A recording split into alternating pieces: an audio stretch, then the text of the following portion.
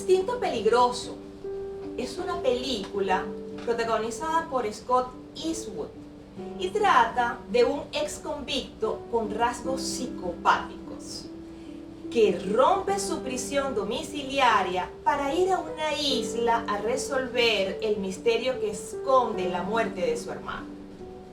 Un aspecto muy resaltante para mí de esta película no fue toda la acción que la caracteriza, sino el hecho de ver a una persona que es un ex servidor del ejército de su país, quien tiene estos rasgos psicopáticos, que está en libertad condicional, encerrado en su casa y mantiene controlados sus impulsos más feroces, el disfrute de matar a las personas, el impulso más feroz que tenía esta persona era matar a las personas. Pero gracias a las pastillas que le indicó su psiquiatra, un tratamiento súper estricto, él lograba controlar estos impulsos. Al final de la película, y luego de descubrir el misterio tras la muerte de su hermano y vencer a los mercenarios responsables de este hecho, decide tomarse un tiempo para vivir sus impulsos sin los controles médicos ni los medicamentos y sin la libertad condicional. Dylan, el protagonista de esta película, está preso de la maldad y lo que necesita es un salvador. Mi nombre es Evelyn Palacios y soy miembro activo de la Iglesia Las Buenas Nuevas de Guacara, y hoy voy a presentarles un tema al cual he titulado Jesús venció la maldad del mundo. En las últimas prédicas hemos estado hablando sobre el mundo espiritual y seguimos hablando del mundo espiritual, aunque ya ustedes saben que aquí nosotros lo que hablamos es del mundo espiritual. Un tema fascinante, lleno de misterios y de leyes únicas. Dios es el principal ente del mundo espiritual y nos ha dejado su palabra, la Biblia, para que aprendamos sobre su majestuosidad y sobre su soberanía. Dios es el gran yo soy de la Biblia, el que era, el que es y el que siempre será, y no hay ningún otro como Él. Dios es el que anuncia el fin desde el principio, su propósito se cumple y hace todo lo que desea. Aprendimos que Dios tiene nombres majestuosos, que nos afirman que su naturaleza es espiritual y que su esencia es eterna, que Él es su principal nombre, es el primero, es fuerte y poderoso, es soberano, Él es el Altísimo. Aprendimos también que Dios es Jehová y que Él no solo es el ente principal del mundo espiritual, Él es el Altísimo y está allí. Y además sustenta a su pueblo a través de sus atributos personales, siendo Él el sanador en tiempos de enfermedades, siendo Él nuestro estandarte que podemos levantar en tiempos de pruebas y de conflictos, siendo Él nuestro proveedor en tiempos de escasez, que Él es nuestro pastor cuando estamos como ovejas perdidas, que Él es nuestra paz y que siempre, siempre, siempre Él está aquí. Aprendimos por encima de todas las cosas que Dios es el creador, como lo expresa Génesis 1, que dice, en el principio, Dios. Dios aparece en la Biblia como un ser que no ha sido creado, no ha sido formado, no ha sido hecho, sino que Él ha creado todas las cosas y este es el principal fundamento de nuestra fe. Luego en la enseñanza sobre ¿Qué hay en el mundo espiritual? Aprendimos también a través de la Biblia que Dios no solo creó los cielos y la tierra, sino que también creó a los seres espirituales, como lo describe en Colosenses 1:16. Esos seres espirituales, los ángeles, creados por Dios, son sus servidores, sus mensajeros, sus guerreros, quienes obedecen absolutamente a todas las indicaciones y mandatos que Dios les da para la creación, el funcionamiento del universo, así como para el servicio del pueblo de Dios. Dios, sus ángeles, el universo perfecto y toda la tierra funcionaban como Dios lo había establecido y como lo establece, y se ejecuta en el cielo según su voluntad y su absoluta soberanía. Pero un día las cosas cambiaron en el cielo. Y en la prédica sobre el origen de la maldad aprendimos un aspecto que es fundamental para desarrollar el tema que hoy nos compete, sobre la condición espiritual del hombre. Un día, uno de los principales ángeles del cielo se halló enaltecimiento de sí mismo. Se halló en ese ángel ensimismamiento, egoísmo y el deseo de querer edificar un trono sobre sí mismo, más allá, por encima del trono de Dios. Esos sentimientos, el ensimismamiento, el egoísmo y el enaltecerse a sí mismo fueron los que dieron paso al orgullo, que se halló en uno de los principales ángeles del cielo, y con esto la aparición de la maldad. A consecuencia de la maldad, Lucero fue echado del trono de Dios y con ello perdió todos sus privilegios como ángel de Dios. Y como ya sabemos también, este evento no se circunscribió a la caída del sol, sino que la Biblia nos muestra de alguna manera que junto a él se llevó aproximadamente una tercera parte de los ángeles del cielo, quienes lo siguieron en su comportamiento rebelde y desobediente. Antes, en el mundo espiritual, solo estaba Dios y sus ángeles, pero ahora en el mundo espiritual también está Satanás y los ángeles caídos. Ahora bien, en este contexto, y habiendo caído ya Satanás del trono de Dios, siendo echado de su presencia, aparece el hombre en la escena de la creación. Veamos qué sucedió allí. Dice, el hombre es creado por Dios y dispuesto en el jardín del Edén. Bueno, cuando Dios creó al hombre, lo hizo en una perfecta relación con él. Inclusive dice la Biblia en Génesis 1:27, dice, así que Dios creó a los seres humanos a su propia imagen. A imagen de Dios los creó, hombre y mujer los creó.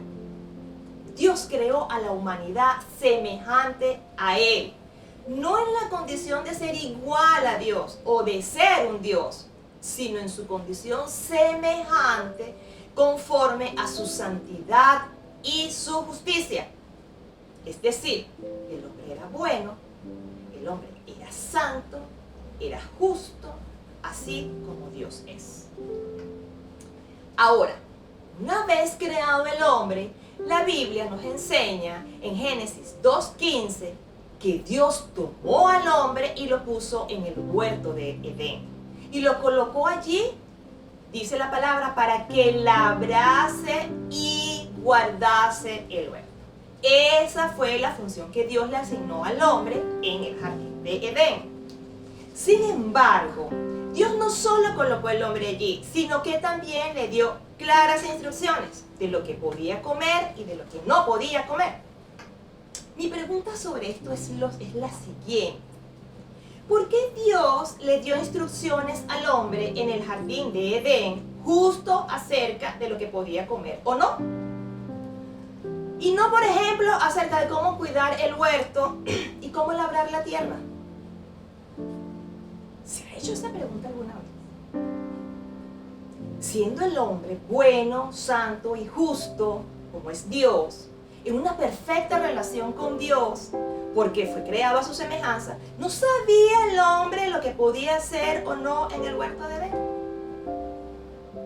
Si quieren, puede dejarme sus comentarios por aquí abajo, a ver cuáles son las razones por las cuales creen ustedes que Dios le dio estas instrucciones al hombre. Yo tengo dos respuestas para esto.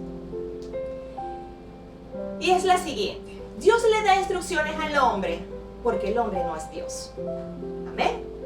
El hombre es un ser creado por Dios y necesita de la dirección de Dios para conducir su vida y obrar conforme a lo que Dios quiere que él haga. Que además, Dios siempre quiere lo mejor para el hombre. Dios, solamente Él hace lo que desea. Dios anuncia el fin desde el principio y su voluntad se cumple. Solo Dios es soberano, no recibe instrucciones de nadie, conoce y creó todo conforme a su propósito. Lo segundo es que Dios sabía que en el huerto de Edén estaba Satanás y que estaba al acecho, trabajando y obrando para engrandecer su ejército de ángeles caídos. Dios sabía que Satanás utilizaría los deseos de la carne de Adán y Eva para hacerlos incurrir en error. Trabajaría incansablemente para distanciarlo de él y para eso utilizaría toda su artillería de mentiras, engaños, maniobras, manipulaciones, para de esta manera producir en la mente de Adán confusión, lo cual lo llevaría a desobedecer a Dios y por consiguiente a su muerte espiritual y así agregarlo a su ejército de ángeles caídos. Dios sabía que el hombre necesitaría instrucciones claras acerca de qué hacer y no hacer, que en su corazón debía estar sellada de manera inamovible su verdad, la verdad de Dios, para poder vencer el poder de la maldad. Las instrucciones fueron claras, incuestionables. No comas del árbol del conocimiento del bien y del mal.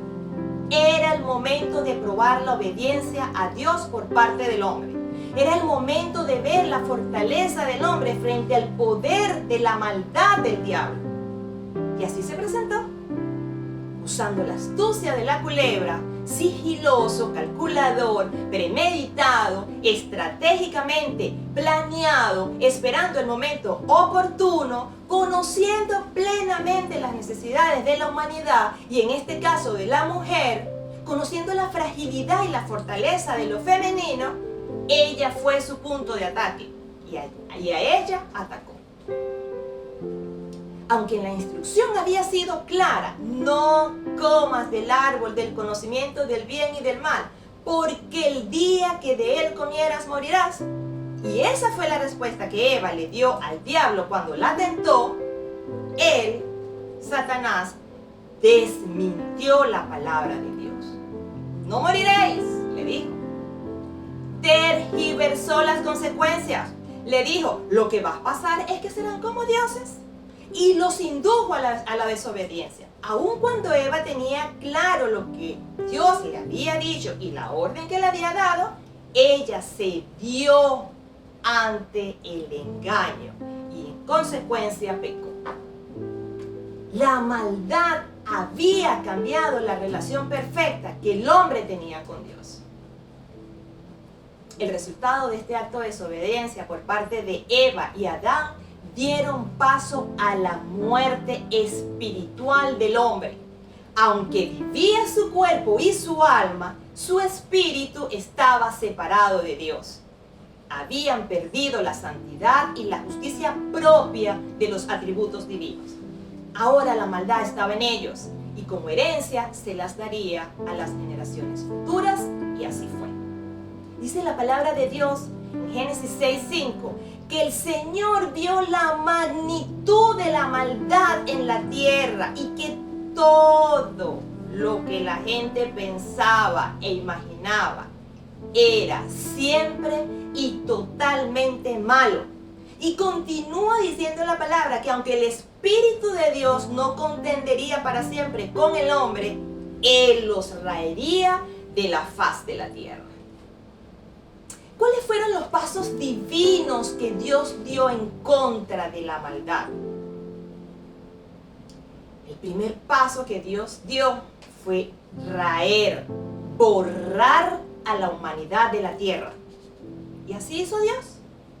Dispuso de un hombre justo, Noé, y de su familia, y también de diversos animales y aves, y embarcándolos en un arca, los libró de una inundación que cubrió la tierra y acabó con el resto de la humanidad y con los animales.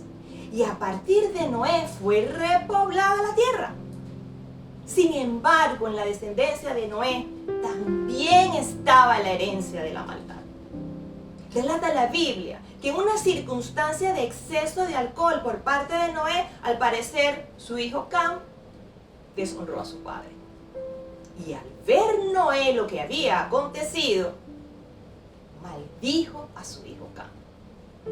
Y fue Cam, el padre de Canaán, y Canaán, el padre del pueblo de los cananeos, un pueblo de idolatría, y era un pueblo impío y de idolatría. Y fue repoblada la tierra con los hijos de Noé, quienes aparentemente en medio de su condición malvada se dieron en casamiento con los pobladores espirituales de la tierra, aparentemente unos ángeles caídos, y de esta manera la maldad siguió multiplicándose en la tierra. Y en los pobladores de la tierra ya no solo había maldad en ellos, sino que también comenzaron a adorar a otros dioses, convirtiéndose en idólatras, incluyendo la adoración al dios Baal. La maldad seguía multiplicándose en la tierra. El segundo paso divino que dio Dios fue la creación de la ley mosaica. La Torá, con la ley del Pentateuco, los 10 mandamientos, ordenanzas y reglamentos de adoración.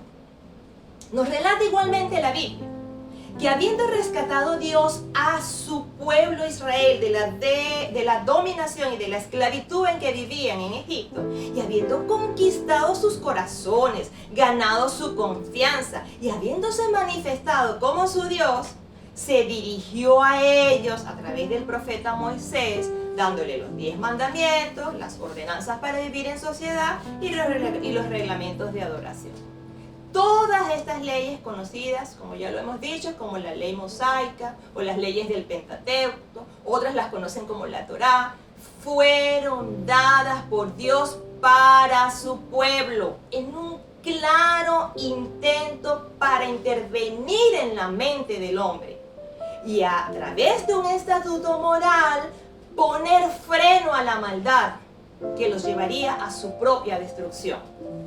Dios entra en la mente moral de los hombres, poniendo límites a sus conductas perversas a través de la penalización, el castigo y los sacrificios. En Deuteronomio 5, 29 y 33, revela aún más el corazón de Dios al prescribir la ley mosaica. Y Dios dice, ojalá su corazón esté siempre dispuesto a temerme y a cumplir todos mis mandamientos para que a ellos y a sus hijos siempre les vaya bien.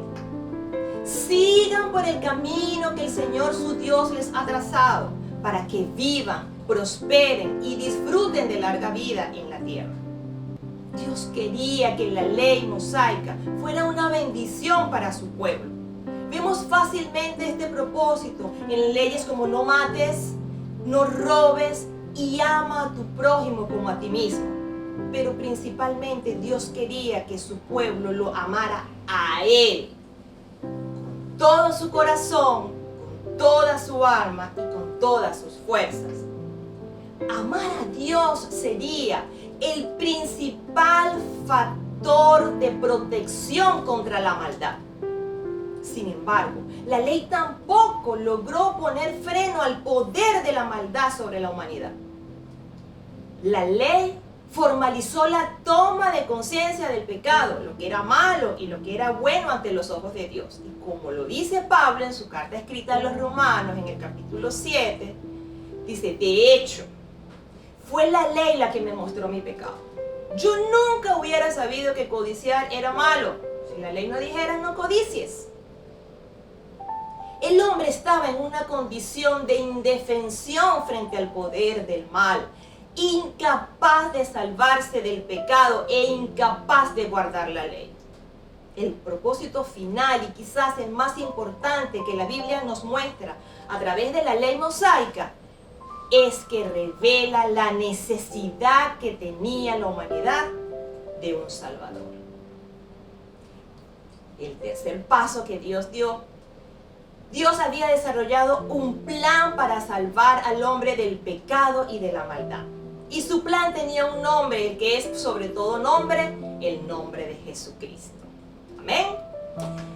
Tener conciencia de nuestro propio pecado podría dejarnos derrotados y sin esperanza, sobre todo si en nuestros propios intentos y fuerza de voluntad, como a Pablo, nos vemos haciendo justo lo que no queremos hacer. Pero Dios jamás, nunca nos ha dejado, ni nos dejará solos luchando contra el enemigo de nuestras almas. Dios nunca será vencido por el mal nunca ganará, el mal no vence, el mal no tiene la última palabra en los propósitos divinos. La humanidad no le pertenece al diablo, Él no la creó, Él ha querido robársela con los engaños, las mentiras y con manipulación, poniendo en el hombre sentimientos que hay en él, en el ensimismamiento, el egoísmo, el enaltecimiento y el orgullo. Pero Dios ya tenía un plan perfecto que solucionaría de una vez y para siempre el problema de la maldad sobre la humanidad. El poder de la maldad es espiritual y requerida de todo el poder del amor del ser espiritual supremo de nuestro gran y todopoderoso Dios para ser vencido. Y como lo dice Juan en 3:17, dice, pues Dios amó tanto al mundo, fue un acto de amor de parte de Dios, ¿verdad? Que dio a su único Hijo para que todo el que en Él crea no se pierda, sino que tenga vida eterna. Dios no envió a su Hijo al mundo para condenar al mundo, sino para salvarlo por medio de Él. Dios mismo, en la persona de Jesucristo, se encargó de vencer el poder del pecado y la maldad que pesaba sobre la humanidad.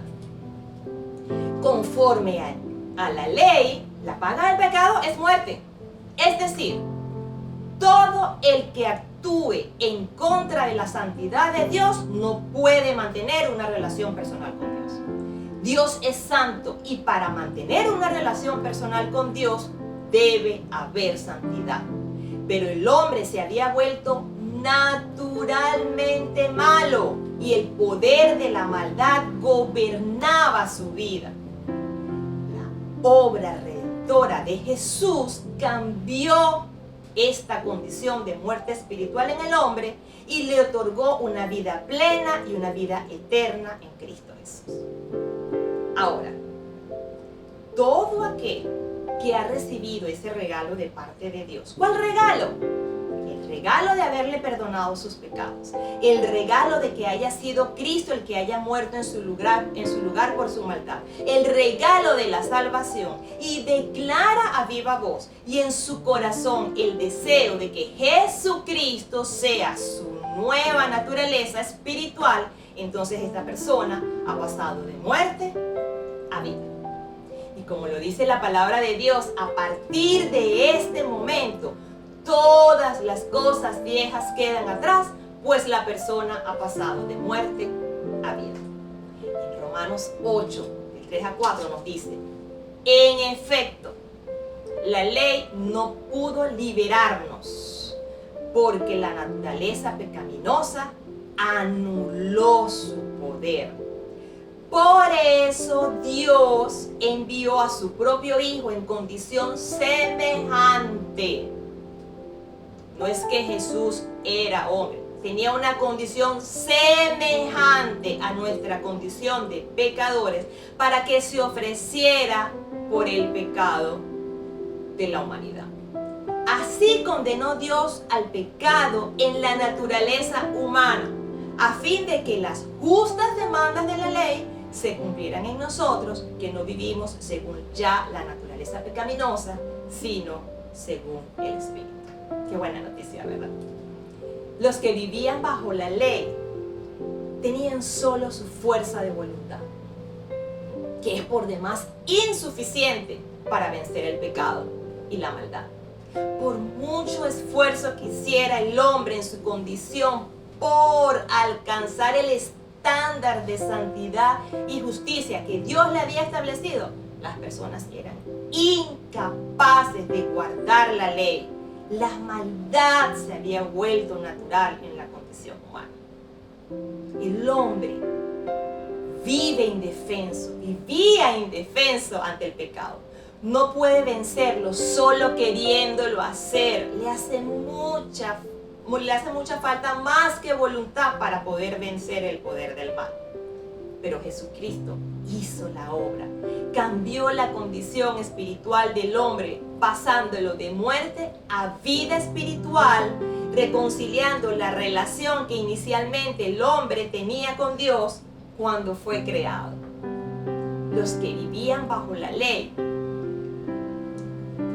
el poder espiritual que la maldad tenía sobre la humanidad y sobre el mundo fue vencida por Jesús.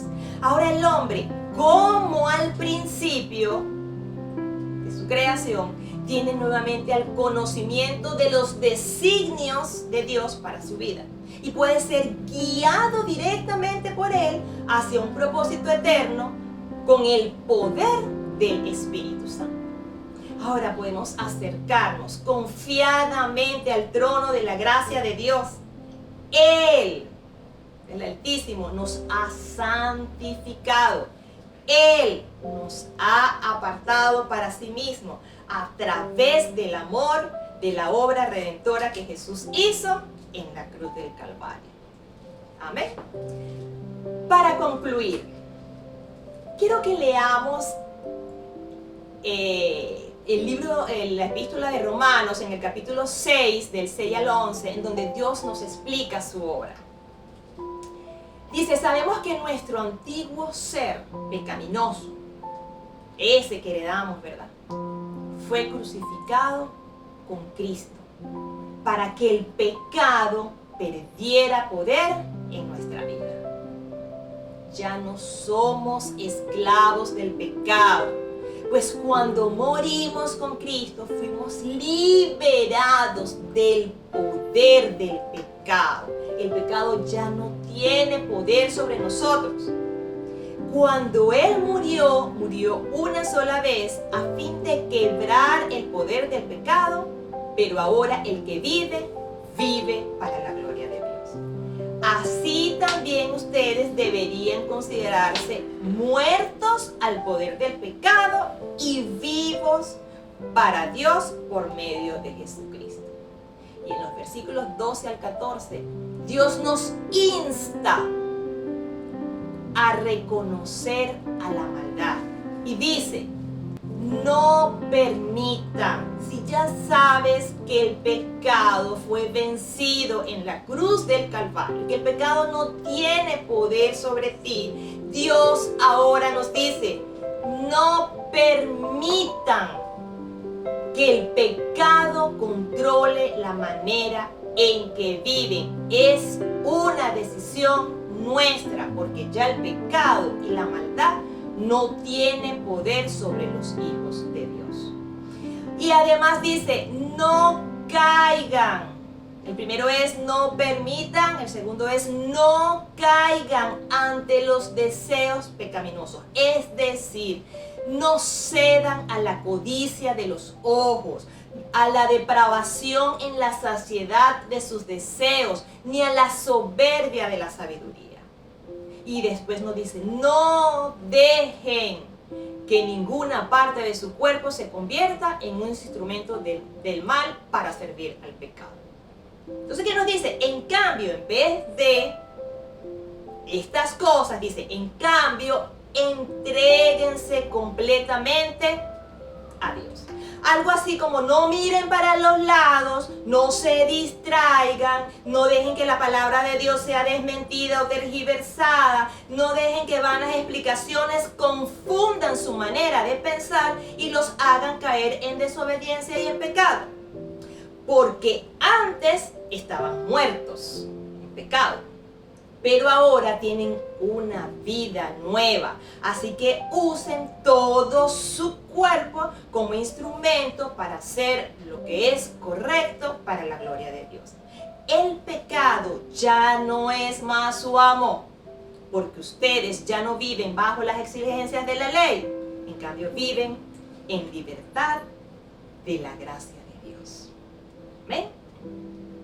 Señor, te damos gracias, mi Dios y mi Padre eterno, por esta palabra que tú nos has dado, en donde nos enseñas, Señor, que ya la maldad y el pecado no tienen poder sobre tus hijos.